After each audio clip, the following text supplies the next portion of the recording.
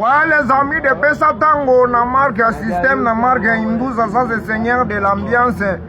Na marque ya système, toujours Ibrahim Yanzambi, na nyonso na Londres, ma Charlotte Pigeon, Pesa Tango, toujours Nathan. Indou seza ndenge nini? Indou seza ke non, nazo fungola bino. Bientôt vous allez. Donc, bientôt, il y aura des émissions très spéciaux. Je dis bien très spéciaux. Donc, bon, on a plein de la bino. Donc, vous aurez toujours captivé, vous aurez toujours actif, vous aurez toujours bien connecté pour vous avoir plein. Donc, ça va bien au monde, ce n'est pas négligé. Quand je dis bien, ce n'est pas négligé. Je dis bien, ce n'est pas négligé. Donc, il y aura des émissions très spéciaux. Quand je dis bien très spéciaux, donc très spéciaux. Donc, spécial pour vous. Je dis bien spécial pour vous. Sans oublier, je salue Basarana Biso Maoluta. Hein? Maoluta. Coco Gabi. Hein? Coco Ngimbi. Hein?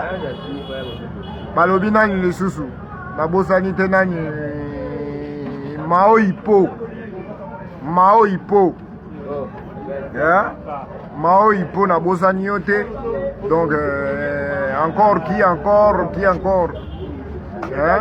Qui encore nous sommes aux ébélés donc on a pesé quand nos salutations dans un salutation mais vous allez voir. Kalakana artiste toujours na base. Sinon le babo na demi peme yoka base. Yoka base. Pour la base artiste. Parce qu'un artiste yoka base. Donc on a vendu na base donc. On va vendre la boé. Makambo na makambo. Yeah, mama. Mama baboko la biso ba Melisa biso belle.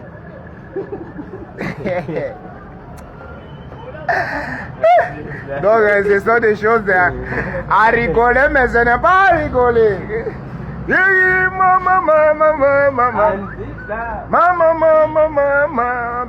baboko biso ba Melisa biso belle.